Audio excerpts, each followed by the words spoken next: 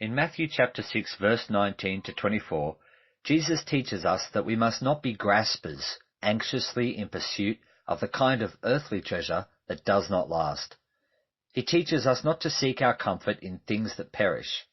Instead, we are to seek first his kingdom and his righteousness, with the promise that all these other things will be added. God must be your Lord, not mammon, that is, money and the things that money can buy. And so Jesus teaches us, "Do not lay up for yourselves treasures on earth, where moth and rust destroy, and where thieves break in and steal. But lay up for yourselves treasures in heaven, where neither moth nor rust destroys, and where thieves do not break in and steal." This should be self-evident, but Jesus knows our weakness, and one of our weaknesses is that we tend to go in for shoddy investments. We see mammon as a means of gain, whereas mammon is actually a means of demonstrating the generosity and mercy of God. Jesus knows that our hearts are dull, and so provides us with some insider trading on where to set up our hedge fund. Luke 12:33. Sell your possessions and give to the needy. Provide yourselves with money bags that do not grow old, with a treasure in the heavens that does not fail, where no thief approaches and no moth destroys. We misposition true wealth for two reasons. First, because our hearts are easily deceived. Treasure is a witness. It testifies to the condition of your heart. Where your treasures are buried determines where your heart will go. Matthew 6:21.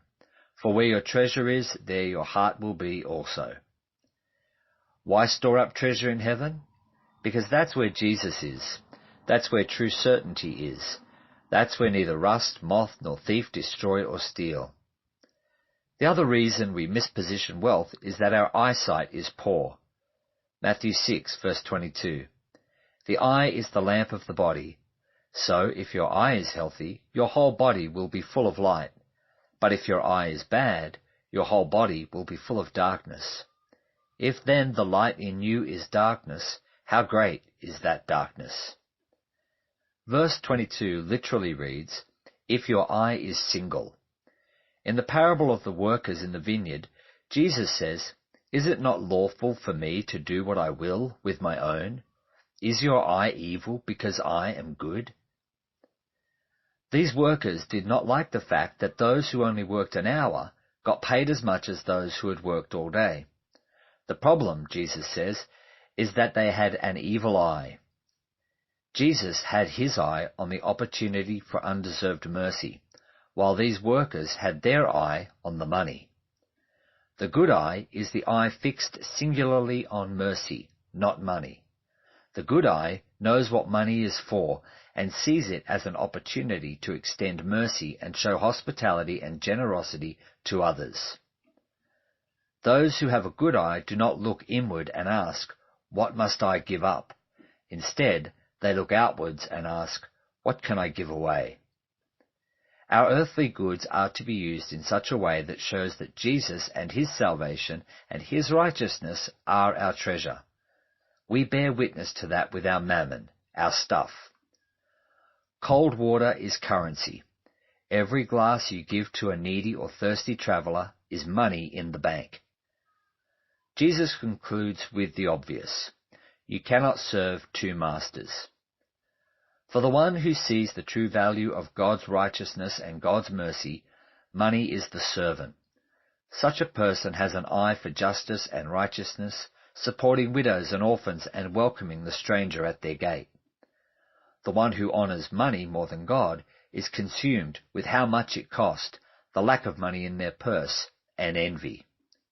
Moreover, the Christian worldview is not just a wider take on the secular worldview. Our boast is not that we are savers, while the others, those over there, are gamblers. Our boast is in the mercy and generosity of God, as witnessed by what we do with our own stuff, because God is what we treasure most. Money wants your undivided attention. So does God. Money promises comfort and security. So does God. In the gospel, generosity is the means by which we draw attention to God's righteousness. This is the way the world works because it is the way Jesus works in saving us. This he does by laying down his earthly life for the sake of our everlasting life. The good eye sees this and rejoices.